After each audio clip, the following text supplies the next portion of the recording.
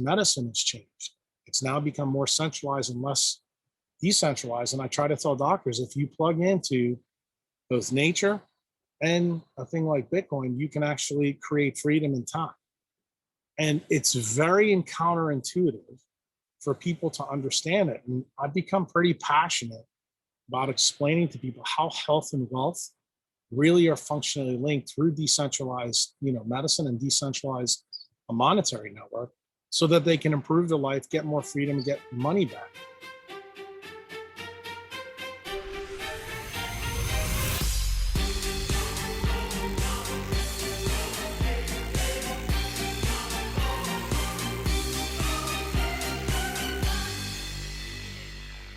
Guys, welcome or welcome back. My name is Michael Bullock. I am the founder and host of the Man of Mastery podcast, tribe, community, movement, journey. We are all here on this journey, the lifelong, never-ending journey towards self-mastery.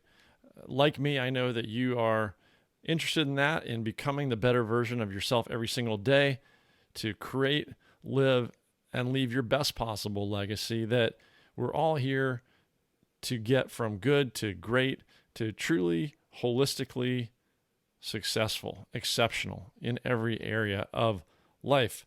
And that's why we're here, to find and learn from the best in the business in all those different areas. That's what this podcast is here to do and to support.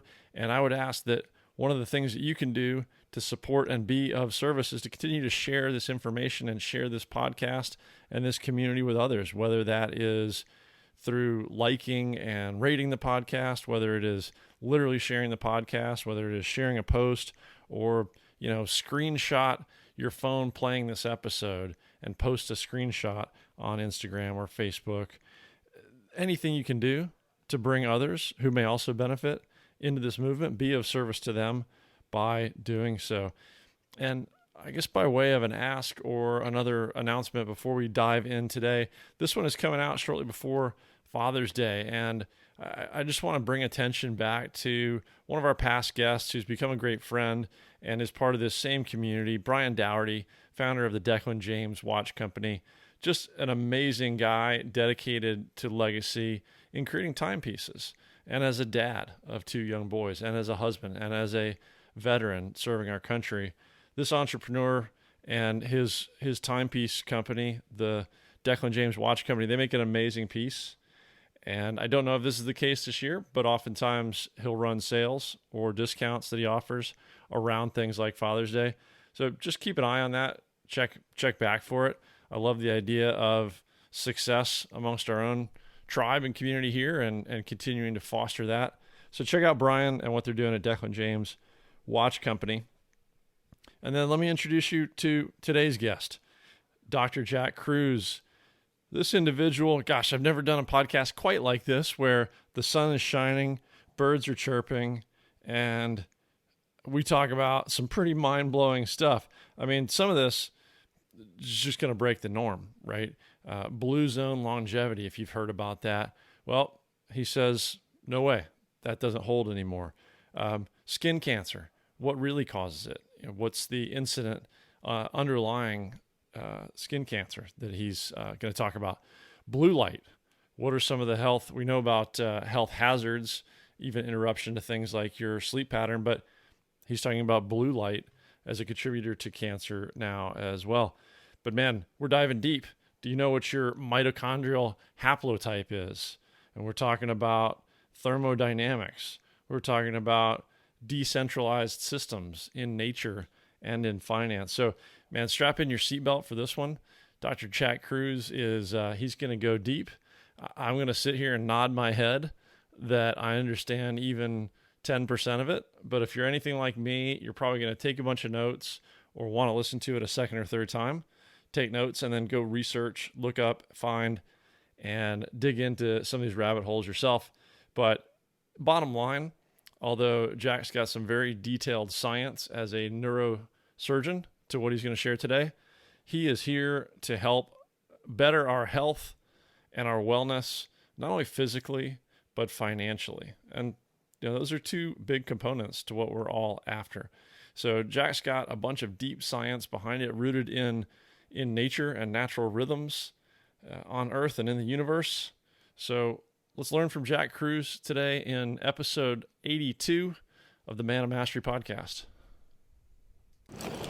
Computer. All right, fantastic. We're rolling with Dr. Jack Kruse. Welcome, sir. Glad to have you on this afternoon. Sunny afternoon down there in Panhandle of Florida on your side. We'll splice in an intro to this, but just by way of starting this conversation, super interested to talk to you today, learn from you. I know you are a respected neurosurgeon. You are very deep in the medical and biology field, but also fascinating to me that you extend that thinking and the proponent that you are to critical thinking into other areas, including financial and wealth and health in that area of currency, cryptocurrency, a very hot topic these days. So super excited to talk to you about both. I got some Spartan stuff on the wall back here, which is how I met Ben Greenfield. I know you've been on his podcast as well as Super Dads. Ben's super interested in mitochondrial health as well. So welcome again, Doctor. Glad to have you today. Appreciate it. Thanks for having me. Yeah, fantastic. So you and I were talking a little bit off air as we started here about my audience, and a lot of us, I think, are getting into those years where we start to think about health and the later seasons of life. And you specialize in longevity. You have a company around it. Where's the best place for people to start thinking, and how do we start this conversation on longevity? Well, I mean, I look at it like this. The most valuable asset that we all have is time. And I think most of us take it for granted. On the biology side, when I do podcasts and we talk about health, I try to tell people your return on equity when it comes to time has to be health span. And just as when it comes to wealth, what good is being really wealthy if you don't have any money? And the person that always comes to mind, on the finance side is probably Steve Jobs, dead at 56 from the use of his own devices. And then on the biology side, a former friend of mine who we were pretty tight with, I'm sure you know, is Charles Poliquin. And the key thing is I want most people in my age group, because, I'm a boomer in my sixth decade. I want people to know that if you maximize your use of a decentralized network, what does that mean? It has a big connotation for a lot of people, but basically it means there's no one between you and the decision-making tree that you have to make. So for example, we're designed by evolution to be in the decentralized network of nature. Nature is fundamentally decentralized. And when you realize that, who gets in between that relationship with us as we get older? It's actually doctors, of which I happen to be one. And how do we do that? Usually with big pharma solutions. So the middleman is big pharma. The goal is when you get older, how do we limit the impact of middlemen in our decision making? My belief is that the more you plug into a decentralized network like nature, the less that you're going to have to rely on prescriptions from doctors, surgery from doctors, and really all types of medical services from doctors. To me, that's the biggest return on equity that one can get as you age. The same thing is true on finance. And, most people I don't think really understand that health and wealth are fundamentally linked. The number one cause of bankruptcy in the United States today is actually my profession, physicians. And it usually turns out that it's tied to actually cancer therapy. And cancer therapy begins to be a real big issue for people as soon as they hit 45, 50 years old. And cancer incidence, at least since I've been a physician over 35 years, has gradually gone up. When I was a young doctor, we only saw that in people that were usually above the age of 60. Now, childhood cancers and cancers in your generation, probably Gen X, Gen Y, much higher than it was, when I was your age going through this. And I think part of the reason for that is when I was a kid, we had an industrial economy.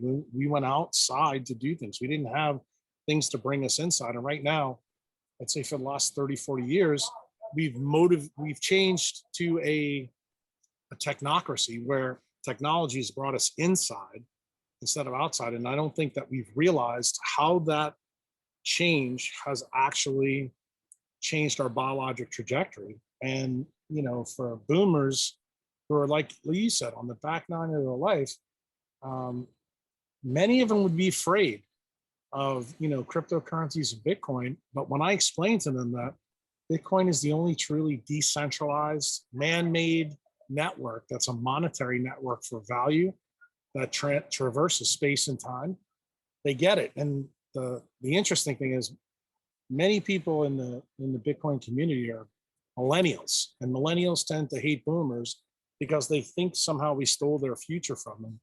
Until I casually point out to them that it was my generation that built the internet. It was my generation that built iPhones. It was my generation that built Intel, Microsoft.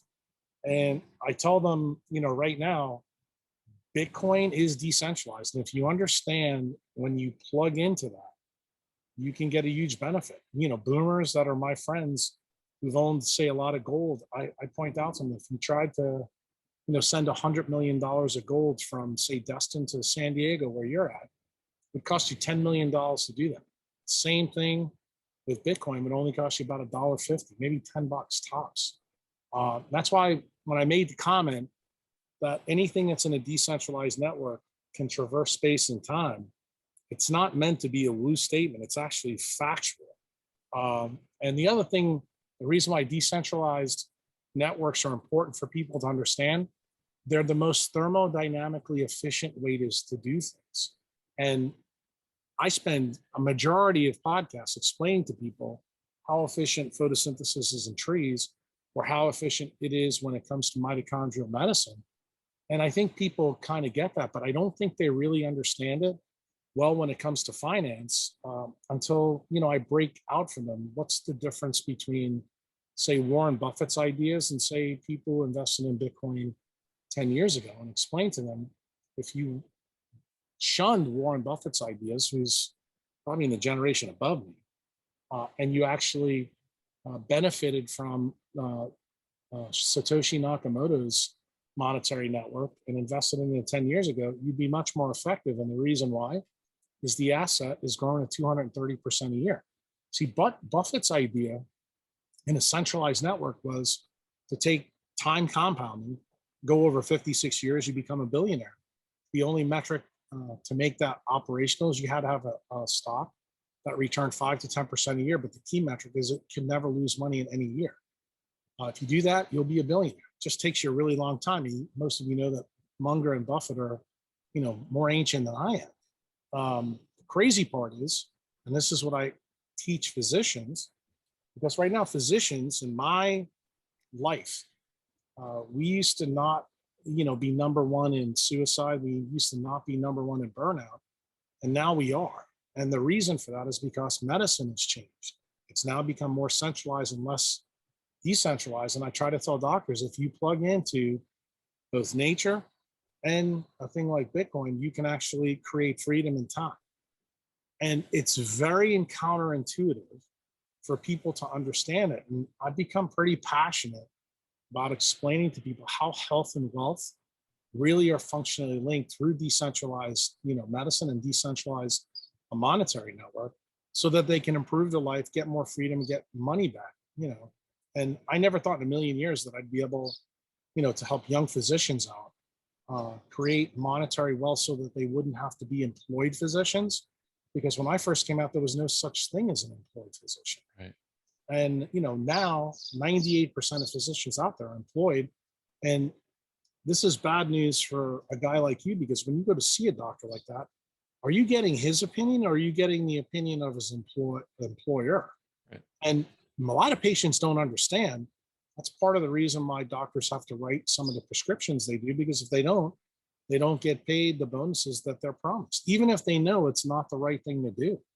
And I think when doctors realize that they can unplug and plug into a monetary network that will return the benefit to them, that they don't have to go get a blue check from Twitter, they don't have to go get their paycheck from a CEO of a hospital system or a healthcare system, and they can actually practice medicine between them and their patient with nobody in between. To me, that's a huge benefit. That's why I signed up to do this.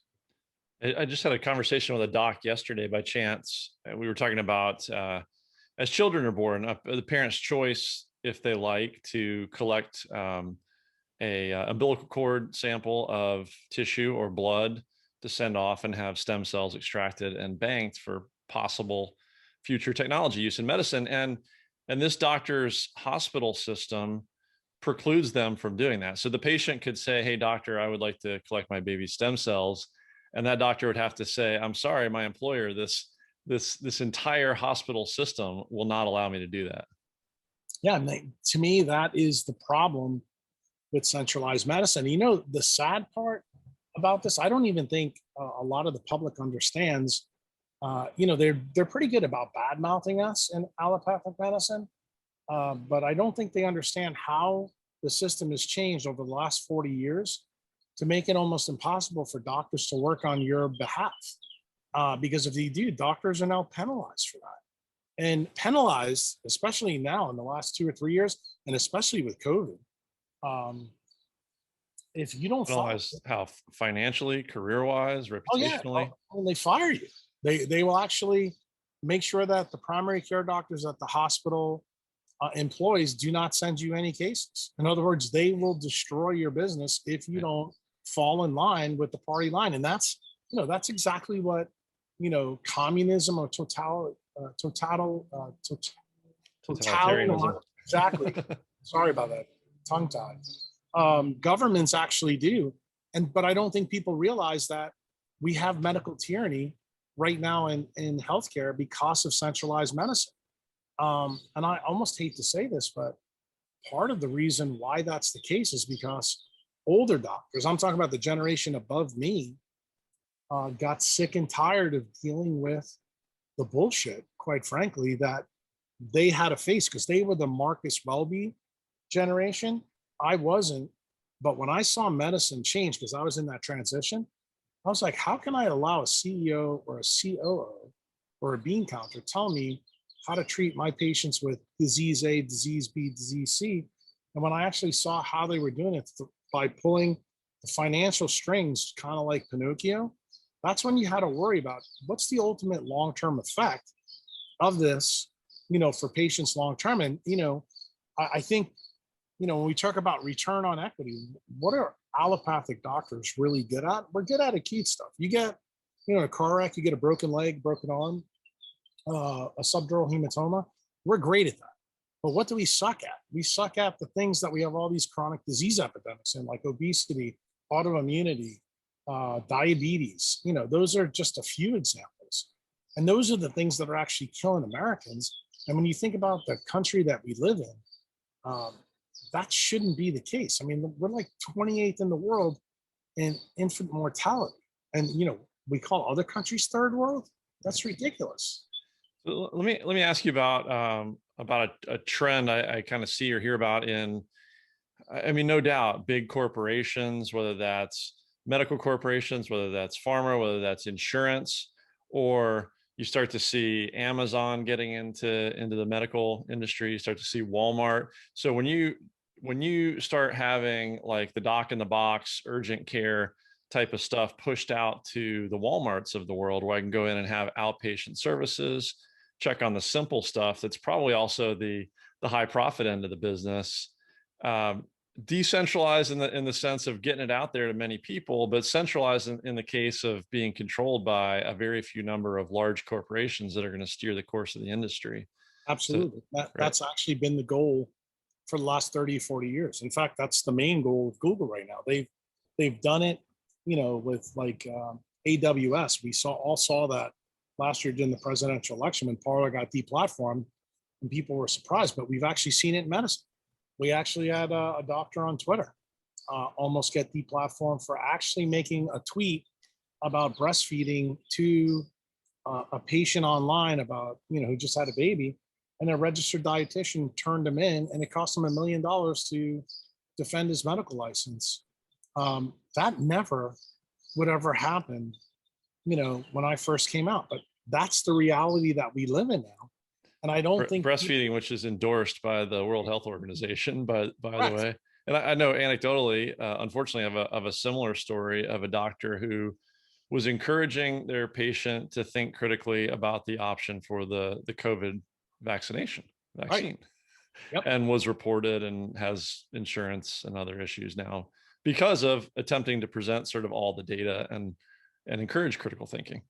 Correct. And, you know, the thing is, I think when you get in an environment like we're in, I think everybody can think, but thinking is not the most, I think critical thinking is the most important thing. And the reason I say this, I did a TED talk about 10 or 12 years ago that got banned because it was considered too controversial, because it was based around this idea of centralization versus decentralization. And I said in it, as the last line in the talk, ideation without execution leads to deletion of every good idea. Good ideas come from critical thinking.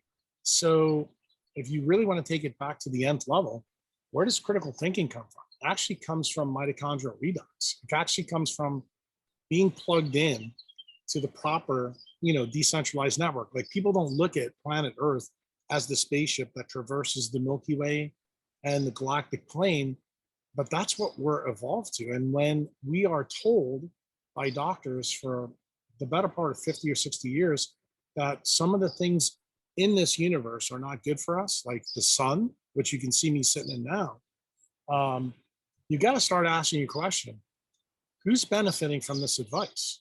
And unfortunately, I'd be venture to say that probably 98% of the people that will watch this podcast on the surface, you gave them a multiple choice question before they listen to it, to say, yeah, I definitely would use sunscreen. I would definitely do this because it's a problem. And I'm going to tell you the data is exactly the opposite.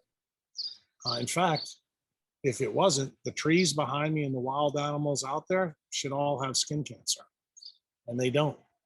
And that makes you ask the question. And then when you say to the dermatologist, there's another funny thing in the literature that you guys have. Those people that get melanoma, skin cancers of all type, they tend to have low vitamin D levels. Well, vitamin D is only made from UVB sunlight from the sun. So if the sun really was toxic, tell me why that's the case and why it's been shown in every single study that's in the dermatology literature. It's because that's not the type of light that causes the problem. But see, if they keep you out of the sun, what do? They make you an obedient idiot so that you keep coming back and getting a wallet biopsy through the centralized program. And then guess what? The profiteers that own the dermatologist and ophthalmologist do pretty well. And they try to muzzle guys like me that point out, hey, instead of believing what the doctors tell you, how about you go read their literature? And, when I throw these papers in front of dermatologists, it's kind of like the end of a Bugs Bunny thing. Badee, badee, badee, that's all, folks. They just don't get it.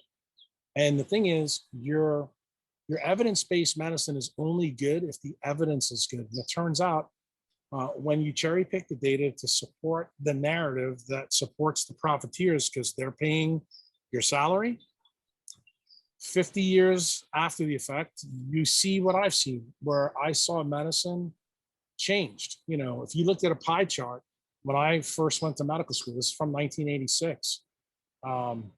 Back then, doctors made 73% of the gross money that was allocated to healthcare. You know what it is today? Less 10%. 10%. 10%. Okay. I was gonna say less than 15. Yeah, it's 10%. And guess who now makes 73% of the gross profits? Hospital administrators. In fact, you can look at a trend for the time I've been a doctor. The single number one growth area in healthcare is become a hospital administrator and you'll make yourself happy. It used to be when I was younger, your mom wants you to become a doctor. Now, if you become a doctor, I would actually tell you're an abject moron. I told both of my kids, if you want to go to medical school, I'm not paying for it. Yeah, it does not look like a good ROI right now. Take me a little further on, because you are sitting in the sun, obviously, and I did want to ask about that. So I'm glad you brought it up. Sun exposure, and you mentioned vitamin D levels and UVB. So is there a certain time of day in terms of sun exposure? And is UVB more of the peak sun hours or the shoulder sun hours? Well, look, sunlight is kind of interesting. You need to understand there's a lot of variables. So I'm going to tell you, the first thing you have to know is what your mitochondrial haplotype is. What does that mean? I'm going to make it simple for the audience to understand. I want you to think about a Ferrari. Everybody knows that a Ferrari engine, when it comes out of the factory, goes 225 miles an hour. Well, it turns out that each one of us, when we're born, we get our mitochondrial engine, which makes all the energy in our body. And I don't want to say it makes it. It transforms energy that we use into things that cells use. You want to focus in on that energy efficiency. So mitochondrial haplotype comes in different varieties. For example, people born at the equator they have L0, L1, L2. These are called couple haplotypes. This is most of the people from Africa. These people don't release any heat in terms of when they do physiologic work. This is the reason why a Kenyan or someone from Nairobi can go to Boston and destroy everybody else in those races. The flip side is those people tend not to do good. If you put somebody from Nairobi, say in Boston for multiple years at a time, that African American would die of hypertension, diabetes, obesity, heart failure. Why? Because they have a coupled haplotype. Uncoupled haplotypes, which is what most of the United States is from Northern Europe. Why? Because when we migrated out of Africa about 70 to 100,000 years ago, there was a benefit to creating more free heat from metabolism. Why? So that we could offset the colder environments. So when you realize that, Black people who come from Africa who have coupled haplotypes, dark skin, they can stay out in the sun for unbelievable amounts of time, and their vitamin D levels come up in kind. The problem is if you put a Black person, say in Detroit or Ottawa, that's akin to taking a cactus and putting it in the tundra and think there's no biologic complications. And if you think about COVID, it should explain to you now why people with darker skin got COVID, because most of them live at higher latitudes. And that's the reason why, because vitamin D turns out to be one of the proxy chemicals that controls innate and cell-mediated immunity. Now, a person like me, who's from the 59th latitude, who has freckles and is white, I can now sit in Destin and I can sit out just like an African American could for 12 hours a day and not get French fried. The reason why? Biology has built something into us called the solar callus. If you understand how to use it, you can offset the risk. My people, we have light hair and blue eyes because we live at high latitudes. That means we can absorb sunlight because it's sparse and we can absorb it very quickly. The problem is if you take somebody from the 59th latitude and put them at the 28th latitude, which is where I'm at, generally that's equivalent to saying this house is wired in the 1920s and you just put a brand new Generac power source in it, you're going to blow everything up. But it turns out nature allows people that have uncoupled haplotypes to be able to handle with this slowly over time when you understand the quantum biology behind it. And that's kind of the stuff that I teach people about how it works. The problem is when you have a coupled haplotype, it's very, very difficult to live an uncoupled life for a really long period of time. And this is the reason why, even in the southern part of the United States, where we're between, say, 28 latitude and maybe 35, we have the stroke belt for people with dark skin because they don't realize the 28th, even though it's subtropical, to 35, when you compare their haplotypes and their skin types, that's like being in the tundra to somebody who has got an equatorial haplotype. Haplotype is one part of the story. The second part is a Fitzpatrick score in their skin. So I told you I'm a Fitzpatrick one because I have freckles and I'm a white point. Try to give you an example. I can't think of the guy. Well, we can use Usain Bolt. He was at the 20th latitude in Jamaica. He's pretty dark guy. He's probably a Fitzpatrick 5. When you realize that he is built to be outside in the sun all the time without any real risk to him, that allows him to perform really well in the things that he does. And, athletically, we all know that he destroyed the 100-meter in history. And if you think about all the great runners that we've had that won multiple gold medals, you're going to see that they all tend to come from low haplotypes. In fact, I actually pointed this out, I think, to Ben Greenfield a long time ago. If you look at the top 20 rushers in the NFL, every single one of them, with the exception of one, comes from the southeastern part of the United States. So when you understand the metrics, turns out the way we use sunlight is different. So I teach people how to use sunlight based on these factors. So the answer is not a global answer that you're looking for. It depends on your N=1 context. And can I put it together for you relatively quickly without expensive labs? Yeah, I have a blog on Patreon that talks about how to build your solar callus in nature's way. And I tell people how to go find their haplotype.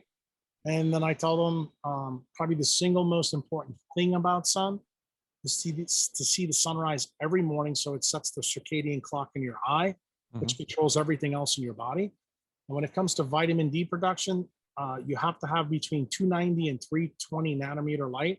Depending on your latitude and location, that time changes. So for where I am right now, that occurs this time of the year, since it's May 21st, about 8 o'clock in the morning, all the way to about 4:30 at night. The next month, that's going to expand out from probably 7 o'clock in the morning all the way to almost 7 o'clock at night. That's not the case, say, in Atlanta. That's not going to be the case in San Diego, and it won't be the case in New York. We're fortunate these days because we now have apps on phones like DMinder, and DMinder is made by my colleague at Boston University. He's probably the foremost researcher in vitamin D biology, where you can actually find out, put your Fitzpatrick score in, and they can tell you how many IUs you're making based on the latitude and the altitude of where you are at that time. So you can optimize these things for yourself if you decide you want to do your own mito hack. Perfect. All right. So I'll have to get links up to that, your blog on Patreon. I'm glad you mentioned the app. That was going to be a question. Point about circadian rhythm and the sunrise, getting that exposure of light through our eyes. I know a lot of times, I'm going out with sunglasses on, right, that are UV blockers, and some lenses like you've got on will be UV blockers. That light exposure, you need it without those kind of lenses, correct? Correct. And okay. The analogy for that is what I tell my patients, and I'll give it to you here in the podcast because I think people will be interested in it. If I came to visit you in San Diego, and you and I went out in your backyard and we planted an orange tree and we put the nutrients in the ground, and then your wife came out and threw a tarp over the tree, would we get any oranges? Not so much. So you got that right away. But what people don't realize, when you wear sunglasses, contacts, or even regular glasses, it changes terrestrial sunlight. What sits right behind your central retinal pathways in your retina? Your pituitary gland and your hypothalamus. And guess what the pituitary does? Makes just about every hormone in your body. What does the hypothalamus do? It controls energy balance in your body. So when you realize that and you put that over the top, most people have never had the experience to see how big a change that is. So like when you come to my farm at the longevity clinic, I'll take a spectroscope, we'll go out, I'll show you what the solar spectrum looks like at different parts of the day. And then we'll put your sunglasses or your contacts or your glasses over the top. And I show you, this is actually what you're getting. And it gets even crazier. When I show people, they tell me like they have an indoor existence in terms of their job. And I said, you know how glass affects, the solar spectrum? And most of them looked at me like I'm crazy. And then I show them about 40 to 60% of infrared A light, which is the most dominant part of sunlight, is blocked by the glass in the window, blocks all of UVB. It blocks most of UVA. Some gets through, but not much, not enough for you to have the effect. So it has no effect on blue light from the sun. So effectively, living an indoor life, say in an office, is actually the same as being blue light toxic from your phone or your computer. And most people are stunned to see that. And most people don't understand it until they see the spectroscope and see the effect of glass in their house. And it's even worse when you understand that modern glass is different in the glass that we have like in historic places. Like I used to have a house on Bourbon Street in New Orleans. The glass there was made over 120 years ago. That glass allowed more red and more UV through than the modern glass that we have today. So modern technology actually has increased the problem, because what were they looking at when they made this glass? They were looking at trying to be energy efficient. No one ever realized that just the act of being inside makes us energy deficient. Yeah, no, I did not realize that. That's pretty shocking, and it's just aggravating this this blue light toxicity. So just one more, since you brought up sunscreen. Besides the fact that maybe you're blocking some of these important UV and spectrum and so forth, beyond that, do you have any concerns with the content of sunscreen, or if somebody is going to use it, what to use?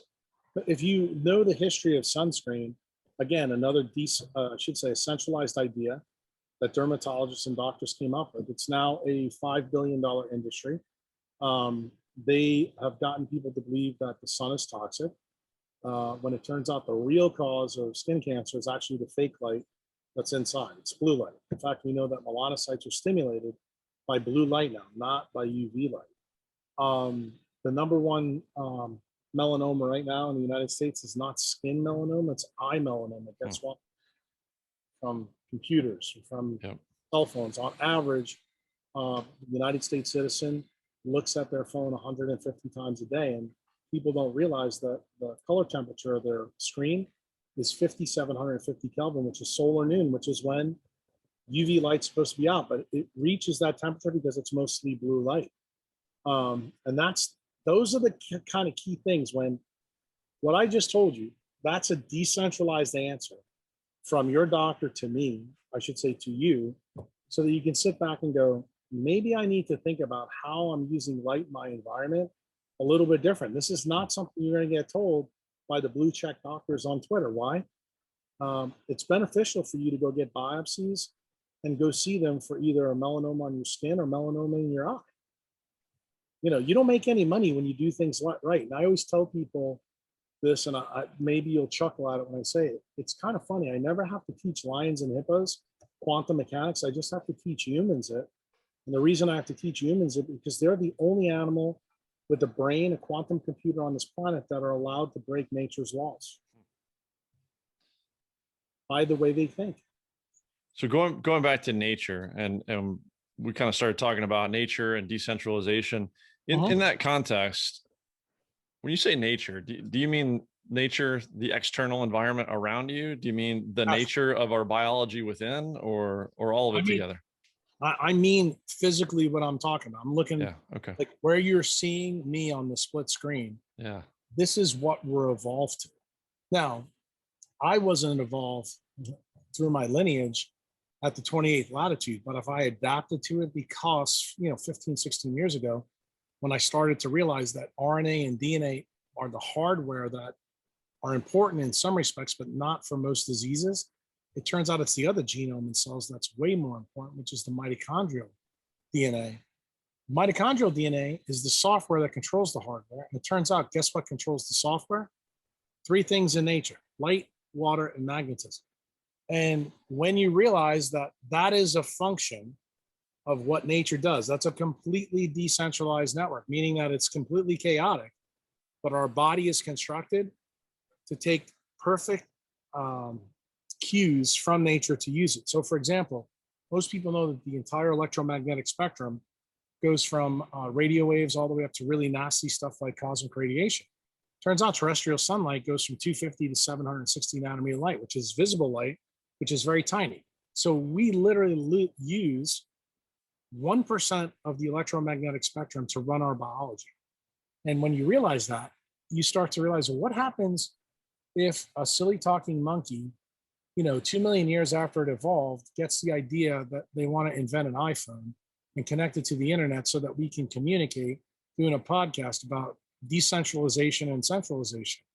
Are there any biologic effects to using other parts of the electromagnetic spectrum with respect to the software or the hardware in our cells? Turns out the answer is yes. And we don't realize it. We think that there's no biologic conundrum to the fancy things that we do on technology. And it turns out Mother Nature has had about 3.8 billion years to innovate those solutions in all things that are alive. Modern man basically got the ability to use the electromagnetic spectrum probably in 1893 when Tesla, built the AC power grid. And we started to plug into it to create all the devices that we all know today. Most of us don't realize that each one of those come with a biologic toll to a certain degree, and certain people have bigger risks than others. Yeah, the three things that you just mentioned are super scary. Well, so you just scared me into getting the blue blocker glasses on. Light, we just talked about for a bit. Water, which is becoming a bigger and bigger issue, not just in terms of scarcity, but quality of water, clean water. And that's not the water I'm talking about, just so you know that. Okay. I'm talking about the water your mitochondria makes. Okay. So let me explain this to you. Most people think that food, like when you talk to a food guru, you talk to a nutrition guru, they always think that food comes down to carbohydrates, proteins, and lipids. Here's the funny thing. When you open up a biochemistry book, you'll notice that the input to mitochondria doesn't make any shuttles for proteins, lipids, or carbohydrates. You know what it makes? The input to mitochondria is called electron chain transport. What is the output of mitochondria? It turns out it's protons. That spin FO head that makes ATP, and those electrons eventually go to oxygen. Here's the crazy part. The entire food web on planet Earth is tied to photosynthesis. Every food chain on this planet goes back to the sun. So when you realize that the sun can only interact, light can only interact with electrons, and mitochondria deal with electrons, everybody in third grade learned this. CO2 plus water makes sugar with sunlight. That's photosynthesis. You know what nobody realizes? That mitochondria reverse that process. It takes sugar and turns it into CO2 and water. And it turns out the water that mitochondria makes is very different than the water you drink or the water that's in your CSF, which is in your brain or in your blood. Turns out the water that your mitochondria make is deuterium depleted, meaning that it doesn't have a heavier isotope of hydrogen in it. And why does that happen? Here's the key point. Everybody learned about the Krebs cycle in probably freshman biology. You saw these crazy steps, but what did the biology teacher or the doctor never teach you? Is that we have 3 dehydrogenases inside a cell, and those dehydrogenases pick a specific hydrogen on the carbon backbone, the lipid backbone, or the protein backbone in which to feed in to mitochondria. Why? Because if it picked the wrong hydrogen, the whole system would break. Why? Because the ATPase needs that light hydrogen to work to make water that doesn't have deuterium in it. And it turns out when you break this process, you manifest disease. In other words, remember I told you before, the mitochondria is like the energy in a Ferrari. It becomes less energy efficient when you put deuterium in the matrix. So it can't transform energy from the environment that you're in so that you can make the proper amount of ATP. How does that manifest? It manifests in us in disease. And that's fundamentally how it goes. And what aging really is, every decade you go up, we have a fancy term. It's called heteroplasmy. What does heteroplasmy mean? That we allow about 10% more deuterium in the matrix because the engines in our system don't recycle good as well as they did when we were 10, 15, 20 years old. And that process is controlled by 2 change programs that control mitochondrial biology, which are controlled by light, usually UV and red light. You've probably heard the names of those. That's called autophagy and apoptosis. Autophagy is a fancy name for recycling a bad engine. And apoptosis is when the engine is beyond repair, we replace it with a complete new one. Obviously, autophagy is a big deal for most tissues. Apoptosis, it's not a good thing to happen when it happens in your brain. You wind up with diseases like Parkinson's, Alzheimer's, frontotemporal dysplasia, ALS, things like that. But we all know that those diseases have spiked in the 20th century and early 21st century. Why? Because now we're using a different environment that we're adapted to. We've done things differently. Most people in the food industry like to point out, like things related to high fructose corn syrup and things like this. But you know what they never tell you? All those processed foods, you know what the big problem with them is fundamentally? They're not made by photosynthesis. They're made in the lab. So what does that mean? There's more deuterium. That's fundamentally why processed food is really bad for you. It's not all the things that you've been told, through, the last probably 10 years on the internet. And the craziest part of the story, when you understand how photosynthesis is reversed by mitochondrial biology, I told you it's light, water. The last one is magnetism. This is where most people truly shit the bed. They don't realize that mitochondria, through the process of metabolism, make chemicals that everybody's heard of called free radicals. What's a free radical? A free radical is a chemical that has one unpaired electron in the outermost shell. Why is that important? Because anything that has an unpaired electron has a magnetic moment. And it turns out that magnetic signal is really important. Why is that the case? What's the terminal electron acceptor in mitochondria? It's oxygen. And it turns out oxygen is the only paramagnetic gas on the periodic table. What does that mean? It's drawn to things that make a magnetic field. Remember I told you the ATPase spins as protons go through it? The more it spins, the more oxygen is drawn to it to collect the electrons that come from your food. Now you begin to see truly how the Ferrari engine works. And it turns out that food has a totally different meaning to you because actually food is an electromagnetic barcode of photosynthesis as we go around the planet, depending on where we live. So, for example, if you live in Boston, and it's December 31st and you eat a coconut or pineapple, just because Whole Foods has it doesn't mean it's the smart thing to do because some stupid dietitian told you it's a health food. Turns out if it never grew in that environment, the sun at that latitude is being talked to your brain through your eye and your skin through these chemicals called opsins. And when you eat something that shouldn't grow photosynthetic in that environment, when you assimilate that into your body, you give it a signal of molecular chaos. We have a name for that in medicine, and you've heard of it. It's called inflammation. What is that problem? Too much deuterium gets into our body, and the mitochondria can't handle it. And what happens? Respiratory proteins shrink out. The ATPase doesn't do too well, and guess what? Your sleep gets destroyed. This is just one little part of this story. And that's the thing that makes quantum biology really cool. And everything I told you today about that is tied to the decentralized network that's nature. And to me, once you realize that you need to live a seasonal life tied to your haplotype and tied to your skin type, and you optimize it for the level where you live, actually optimized life is pretty freaking simple to do. You don't really need a doctor like me. You actually have a doctor in your own head, just like lions and hippos do. And when I can get you to realize how to optimize your biology for light, water, magnetism, magically you get better and you don't need prescriptions. You cut the middlemen out, and then you start to understand, why am I really paying Jack Kruse? You're paying for this information. You're paying for this critical thinking ability, which is kind of what you asked me in the beginning of this. Sure is. And when I go take this back, I say, okay, now that I gave you longevity and your ROI is better, let's talk about you making some money. Let me tell you about this decentralized network that man did create, the first one. Great. Let's pivot to that. But before we do, and thank you for summing it back up to that level, because that makes great sense on how to get with you, figure out some of these things on how to optimize and then put them in action.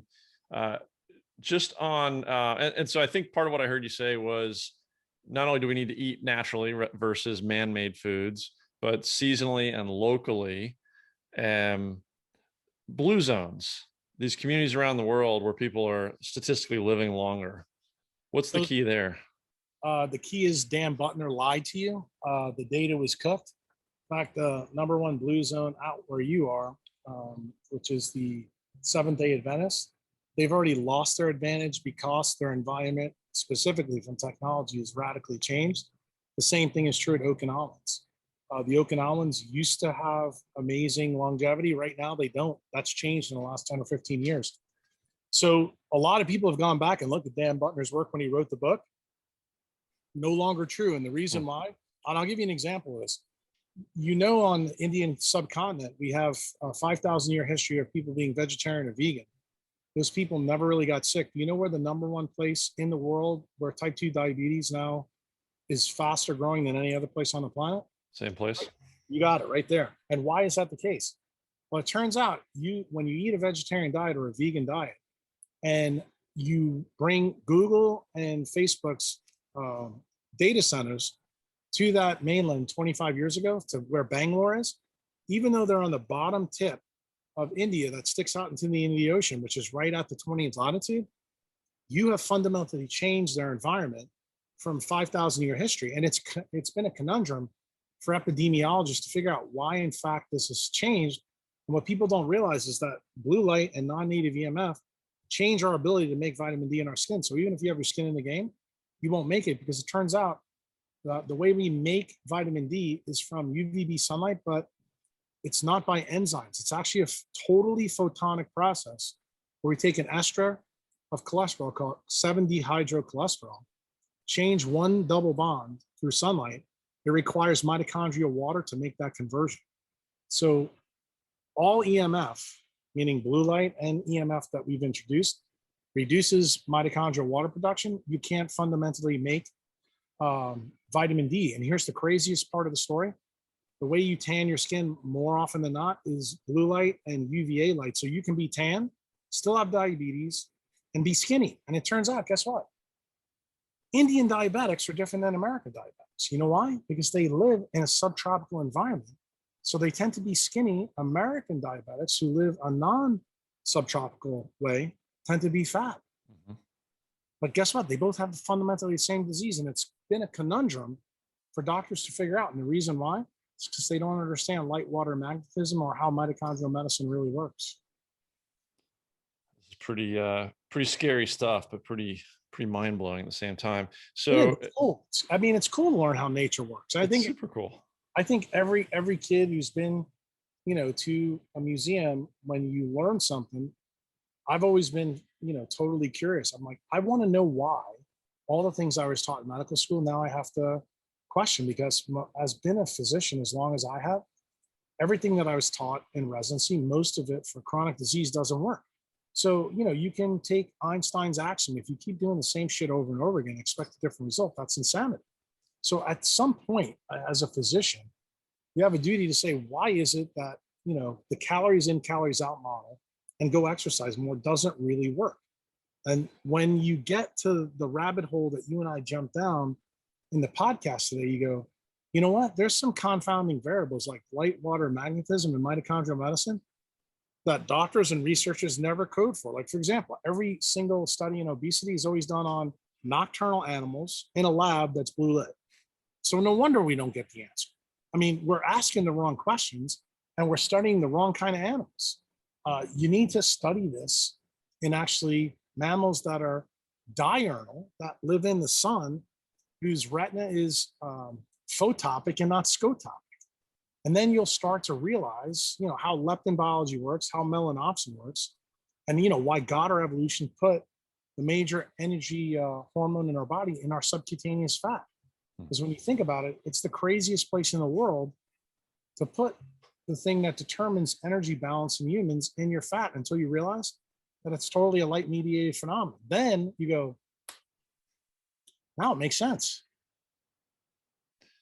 And it's so it's also stacked there in the skin. Skin's the largest organ in the body, right? You got it. So it's certainly got the most surface area. It's also the number one place where T cells are, which has been a big missing link in the COVID story, on social media. T cell immunity is the reason why people were able to get away from it. The best vaccine one can get is the one I'm sitting in right now, not a messenger RNA or an adenovirus from Big Pharma. Again, decentralized versus centralized solution. Once you understand that you have a doctor in you, nature gave you some amazing things to operate. Once you understand how to use them, you'll begin to see, you know what, my body has so much wisdom in it. The problem is I need to get out of my own way, because my brain puts me in situations that allow me to break nature's law. And I never realized fundamentally what a big deal this is. And, it goes back to your original point, why you wanted me to come on the podcast. Hopefully people have gotten from the discussion you and I have had that most of this comes down to critical thinking. I went through some failures in my own health and my own practice that taught me this stuff. And just so you know, I didn't learn this stuff, in classical medical school or in residency. I didn't figure it out until afterwards, when for about 10 years I was in practice. I was like, why aren't my patients doing better than I thought? And it's a really big conundrum in residency, because in residency, you only see your patients for a short period of time in clinic. When you're a private practitioner, you're seeing the same people over and over and over again over like 2, 3, 4, 5 years. In residency, you do your residency a couple of years and you're out. You may only see the person 5, 6, 7 times. So this is a really big eye opener when you come out in private practice and you're like, in residency, I was able to leave. Now I got to, be stuck with these people and I'm not giving them the answers. It becomes very frustrating. And to be honest with you, that's actually why most doctors these days have become burned out. And now that we no longer use paper charting, we're now using computers to do all the charting. The blue light and the EMF from the computers have led to lower dopamine levels in the doctor. And guess what? That leads to depression, mood disorders, and eventually suicide. Yeah, honestly, I was surprised, getting to know some doctors. I thought, well, what a fulfilling career, right? To actually help people, you should be very, very happy. And a lot of these guys are unfortunately not very happy. But let's say we can live happy and live longer. And given that, we're now about to live through a pretty bad financial and monetary crisis. We've punted the last few, we're living these peaks and valleys now, these booms and bubbles, but we've kind of punted the severity of the last two or three of them. If we go back, a decade plus to the global financial crisis, Bitcoin was invented 2008, 9 or so, right? So we've got this new concept, this new technology that was created, decentralized, created with a model of scarcity, right? There's a finite quantity to ever be created. How do we make that bridge? How is that decentralization similar to nature?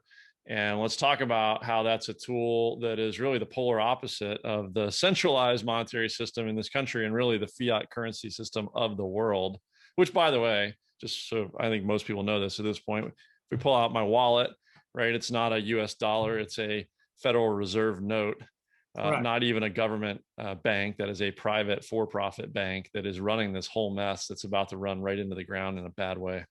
Yeah, well, I mean, remember that started with Jekyll Island in 1913. It was the great idea of actually J.P. Morgan's dad and J.P. Morgan, where the federal government kept running into these problems back at that time where they'd have boom and bust with the business cycle. So the Federal Reserve was created by a group of, shareholders. To this day, we still don't know. We have a pretty good idea of where they're from now. But what the problem is they have created these things called debt cycles. The last debt cycle, the end of it, most people know it's called World War II. Hitler was the guy that actually ended it because he created global industrialization, to defeat the Nazi army. What people don't realize is that from World War II, the thing that actually helped most of the world is Britain was the global reserve currency prior to Bretton Woods, which was in New Hampshire. Then the United States dollar took over in 46. From 46 through 71, our dollar was backed by gold. Nixon ended that in part because his Treasury Secretary told him if he did that, he would not have to worry about losing an election over trivial things like oil and food. The petrodollar was created, and for the last 50 years, that happened in August of 71, we have been slowly debasing our currency. What does that mean in English? You remember the last time we had a president in, the media made a big deal about him not paying any taxes. Just so everybody's clear, the guy that donated more money to Biden was Buffett. Buffett is a billionaire as well. No billionaires pay income taxes, but you know what tax everybody pays? It's called inflation. It turns out that inflation is created by monetary inflation. So what has happened from 71 to today? The amount of money printing that's gone on, which is focused on the M2 money supply, has gone through the roof. And COVID has actually maximized this because we've printed almost 40% of the dollars in circulation in the world in the last 18 months. So right now, M2 supply means that monetary inflation is about 40% in January through April of this year. Who brought this idea to the market? Again, a boomer, especially to the Bitcoin millennials. That was Michael Saylor from MicroStrategy. He came out and said overnight, money got really scarce for him. And he realized that from talking to his CFO, that the monetary supply was about 20% inflation. Well, when we got all the data in for 2020, it turned out it was right around 25%. And now with the Biden stimulus and some of the general account from the Treasury and the second stimulus, which is called an infrastructure bill, total in 2021, we'll have another $10 trillion added. So total, the data for the first 4 months of 2021 is now at 40%. So that means 40% of your value. I want to be very clear on this. That doesn't add in your local, and I'll tell you what yours is. The local inflation rate, because remember, inflation rate is not generalized to everybody. The base rate for monetary inflation is, but you in San Diego are facing 15.9% Chapwood index. That's municipal and state. Where I am, it's only 8.9%. I have no state income tax, right, and I live in a low tax area. So that means for you to make money this year in the market, in any kind of securities, you have to exceed 55.9%. Otherwise, technically, your portfolio is losing money. It may look like it's going up, in the Fidelity account, but when you denominate it over the monetary inflation rate and your Chapwood index, it's impossible for you to make money. Guess what? That's effectively what's been going on since 08 to a great degree. And, there's a lot of people out where you live in California who think they become millionaires because of what's in their account through the wealth effect. And what they don't realize, if prices are held stable here, and this is monetary supply, and it goes down like that, that actually is inflation. And you can get inflation when prices are held stable, when the currency is actively being debased. And this is the crazy part people don't understand. So I tell people who own a lot of stocks and bonds, denominate your returns in gold. You'll be totally pissed off. Then if you denominate it in Bitcoin, you'll absolutely shit the bed. And you'll realize just how much money you lost. So when I started figuring this out, probably in about 2018, 2019, I started to realize, you know what? Here's my out card for neurosurgery.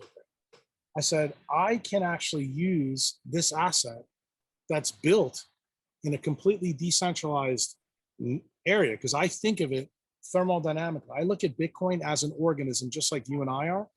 Turns out the hash rate of Bitcoin is like the metabolic rate in a human. That would be tied to your T3 and T4 hormones. And it turns out that the difficulty adjustment in Bitcoin is totally tied to the circadian mechanism in us. So, good sleep regenerates people. And it turns out sleep is totally tied to the circadian mechanism, which is controlled through sunlight and darkness. And it turns out sunlight in the morning and darkness at night after sunset is controlled by a heme nuclear receptor called REV-RB. And we now know that. We didn't know that when I was in medical school. So we know how to tighten up the circadian mechanisms, because we all know that when we sleep and sleep well and we meet all the cycles, that's when we maximize autophagy and apoptosis that we talked about earlier. Right. What does that do? It recycles the engines in our body that make us thermodynamically more efficient. Turns out the difficulty adjustment in Bitcoin does exactly the same thing. So when you see that what Satoshi Nakamoto actually built is actually some of the very same things that are based in nature, and you hear that they're both decentralized, just realize there is no other thing on the planet that's decentralized but nature and Bitcoin. Mother Nature was built, by whether you believe in evolution or God, either a God or just by fortuitous nature of the cosmos. And it turns out Bitcoin was innovated after a financial crisis when people got wrecked, and somebody got the idea, maybe we need to take this centralized power away from the Fed and give it back to the people. Let's have a peaceful revolution, because if you understand Bitcoin fundamentally to what I'm saying to you today, buying Bitcoin for your first time today is like taking a vaccine against the people that formed the Jekyll Island, against the people that are in Washington, D.C., against the people, and I mean this totally, on both sides. That means left and right. Instead of dividing us on left and right, which is what the government has been really good at doing for the last 50 years, we have to realize that it's about people who are culpable and people who are capable. And it turns out the people that are culpable are the people that we've elected. And the people that are capable of fixing this problem is you and me. See, we the people built Bitcoin. That's the whole idea behind Satoshi Nakamoto. And his idea was to build a decentralized network so that no one could get between you and your money. There's nobody there. Just like I told you before, when you come to see me as a doctor, Big Pharma is not going to come in and say, hey, Jack, this guy's got high LDL cholesterol. Let's put him on stat. No, we're going to put you in the sunlight because of what I told you before about how you reduced LDL cholesterol from the sun making vitamin D. And when you actually see this thing unfold in front of you, you start to go, man, I'm getting older. I want to maximize my wealth and my health. Maybe I need to start looking into this whole idea about decentralization in my life, in different aspects of my life. And then slowly, as you creep towards doing that in your life, guess what you'll find? You'll get better and better. It's kind of what I tell my members. When you know better, you do better. And that's a function of critical thinking. What do you mean, just to back up one moment on the parallel you drew between circadian rhythm and the daily cycle, right? That's cyclical. And the hash rate, the difficulty of Bitcoin mining, which is only going one direction, right? It only gets more difficult. No, today it went down in a different direction. I don't know if you actually heard what happened today in Bitcoin history. the CCP came out this morning and banned all Bitcoin mining in China. So since most of the nodes are over in China, what does that mean? Everybody's freaked out that it's going to get really hard to get transactions. If you understand what Nakamoto built, it's actually really bullish for anybody who's a miner here in North America, because the difficulty adjustment, when you turn nodes off in a certain part of the network, it gets easier to run transactions in the other part. And that's exactly how biology works. Remember, it works on coupled systems, negative and positive feedback loops. And it turns out, when I talk about this in Bitcoin rooms, like when I'm on Clubhouse, I explain to people that Bitcoin is the predator in the crypto space. Altcoins are the prey. Predators have to have prey animals to live. You know, unfortunately, a lot of Bitcoin maximalists are a little bit toxic. They tend to talk about altcoins like shitcoins, and I don't do that because I understand the process of where all these coins fit in. And it turns out that if you get rid in biology, like we have this experiment already in Yellowstone Park when we took the wolf out. Turned out when we took the wolf out, it actually changed the way the water flowed through Yellowstone Park, and nobody could believe that it was taking the wolf out, and it changed everything, including the deer population, badgers, and everything else. There's a beautiful video on YouTube that Sir John Attenberg talks about this effect. The same thing is true in Bitcoin.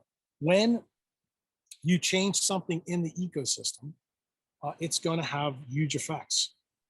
And the thing is, I don't know how Nakamoto had the foresight to see these effects, but he did. He made Bitcoin just react like an organism so that it can react real time to the thermodynamic givens. And remember what I told you, truly what a decentralized network is all about? Archetype wise, it is the most thermodynamically efficient network to do things. And that's what nature is. And that's actually what Bitcoin is. And when you understand that, you know, selling your gold and your stocks and your bonds becomes a lot easier proposition when you truly understand truly how Bitcoin is built. And yeah, it's a volatile asset, but you would expect volatility when you realize, unlike Warren Buffett, who hasn't realized, Bitcoin has gone up 233% in 12 years. If you would have invested $1,000 in Bitcoin 12 years ago, you'd have more money than Warren Buffett right now. You wouldn't have to wait 56 years and be 98 years old to have the success he has. And see, that's why I'm trying to tell you, what do you get from a decentralized network? You create freedom and you create time. And ultimately, what are we here for? What's the most valuable asset? How did we start this project? We started with time. You got it. Yeah. Said differently or inversely, the value of Bitcoin that we're talking about, you and I living here, we're expressing it in terms of US dollar. Right. Right. So the inversion of that is how has the value of Bitcoin gone up relative to the dollar value going down relative to Bitcoin? I guess one of the things, the bad news for your boomer buddies that prefer gold and silver or whatever precious metals as real money, besides being able to transport it from Destin to San Diego and so forth, is that's a very manipulated market. Right. Yeah. The price is determined by the spot market, which is hugely corruptly manipulated. Bitcoin being decentralized in its original technology, you couldn't touch it. Now we're creating ETFs, we've created futures. It's allowed more access, more participation, but it's also increased, I think, some volatility. It kind of increases this headline effect of what's happening in China today and so forth. So it's adding to the volatility. It affects short-term, that price expression. But does that concern you long-term? No, in fact, as a boomer, I will tell you that I'm irresponsibly long. And I will tell you the reason I say that is because I fundamentally understand Bitcoin. And, you know, my modus operandi right now is to teach boomer docs how to get out of this system. This is the perfect way to do it. And it's also my way to teach younger docs how to get out of a centralized system. When they understand that when you accept the volatility, the reason you're doing that is because the returns are ridiculous. When you explain to somebody what 230% is, and I'll give you an example of this. If you were to put $3,000 or $4,000 away today, in about 2 to 3 years, there is a chance if Bitcoin just returns what its historical volumes are, you'll have $1 million in 2 to 3 years. Tell me where you're going to get that in real estate. Tell me where you're going to get that in the stocks. There's nothing that's outperformed Bitcoin from the time that it's been around. And I'm going to tell you the reason for that is because it's fully decentralized. And I'm going to tell you, if you understand the scarcity thing, which you brought up before, but it works on Metcalfe's law, buying Bitcoin today is equivalent to buying Google in 1994. I'll give you a real estate analogy because I use this in my crypto classes that I teach doctors. Can you imagine being able to go back and buy all four corners of 72nd and Broadway in Manhattan for about $4,000 today? What it would be worth in real money today? Because that's the kind of returns that we're talking about. And the problem is, this isn't hyperbole, my friend, because you know how we know the money printer has not stopped. And if you understand where we are at the end of this debt cycle, if you read any of Ray Dalio's books, it's either going to be a war or a devaluation and a hyperinflation event that takes us out. And that means that the government right now has a huge risk. Will the people revolt against what they're doing? And we saw last year how bad it was just with the presidential election.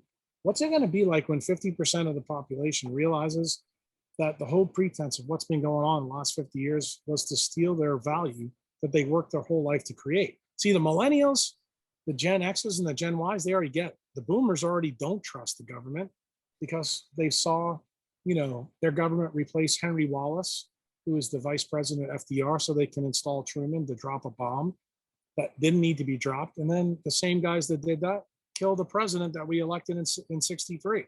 You don't have to convince a boomer that the government's full of shit. We already know they're full of shit. Now, what they're doing on epic proportions about our money, remember what I told you before, when you have rich people and poor people on the same side, because inflation is the one tax you can't get away from, it's going to create an interesting situation. That's why I always tell people, we are now at the end of a debt cycle. And most of the people alive today on the planet didn't see the end of the last one. I was fortunate that my grandfather taught me all about the last one and how my family navigated through it. I will never forget the lessons that he taught me. Part of the reason I'm passionate about doing podcasts like this is to impact that information to newer people, newer generations, to let you know that everything that's happening to us today on finance didn't start in 1971. It started in 1913 with the creature of Jekyll Island. 100%. And I really appreciate you coming on to share all this. Let me ask one more thing before we try to wrap it up, and I'll give you your weekend. Is in terms of crypto. So obviously, you said irresponsibly long Bitcoin, really as a fiat alternative. In terms of technology, are you an Ethereum guy, or do you participate in any other crypto? Well, this is kind of funny. You probably don't want to hear this, but I was just in a clubhouse room with one of the SEC commissioners today. And we had a really long talk with over 1,000 people in the room. And I asked some very specific questions. I will tell you that I'm a Bitcoin maximalist. I'm not really a fan of DeFi. I'm not a fan of Ethereum. And the reason I'm not a fan of Ethereum is very simple, and I think you'll understand it, is Ethereum is not decentralized. It's a centralized protocol, but they're building a lot of cool things on it. Right. Ultimately, when you understand that, it's almost equivalent buying Ethereum right now, while you may get some good returns, it's like putting your money in Goldman Sachs and saying, oh, I think they have my best interests at heart. Jack doesn't buy that. I'm with you. Okay. Hey, I really appreciate it, Jack. I mean, ridiculous amount of knowledge you just dumped on us here.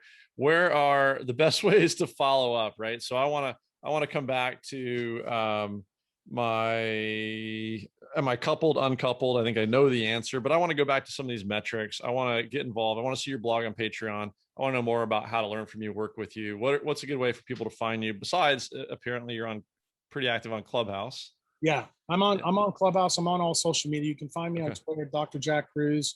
You can find me on Instagram, Dr. Jack Kruse. You can find me on LinkedIn, Dr. Jack Kruse. You'll also see on LinkedIn, I have about 150 free blogs on mostly biology stuff.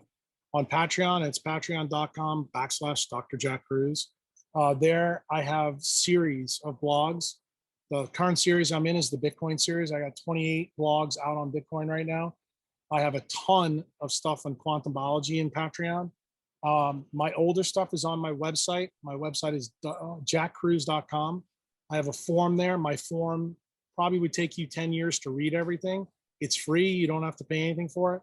There's about 4 years of blogs on jackkruse.com that you can find. And probably the newest thing that I have that's pretty cool, I started a TV program where I take parts of both crypto and actually quantum biology, and we do about 30 to 60-minute TV programs, and it's at quantumhealthtv.com. You can sign up there. And if you decide you want me to be your decentralized doctor, I am for hire. You can find out information about that at kruse@destin.com. Kruse at Destin, as in Florida.com. You got it, my friend. Awesome. Well, thank you so much, sir. Yeah, the TV linking decentralized crypto and biology sounds fascinating, and a great way to tie together the two things we talked about today. I really appreciate the time and the knowledge. It's kind of one of those rabbit holes that you just want to keep going down. So I would love to keep you longer, but thank you for your time today. I will jump out on all those sites and we'll get them out to the audience. I know they're going to be blown away as well. Thank you so much. Awesome. I appreciate your time too. Have a beautiful weekend, sir. You too. Bye-bye.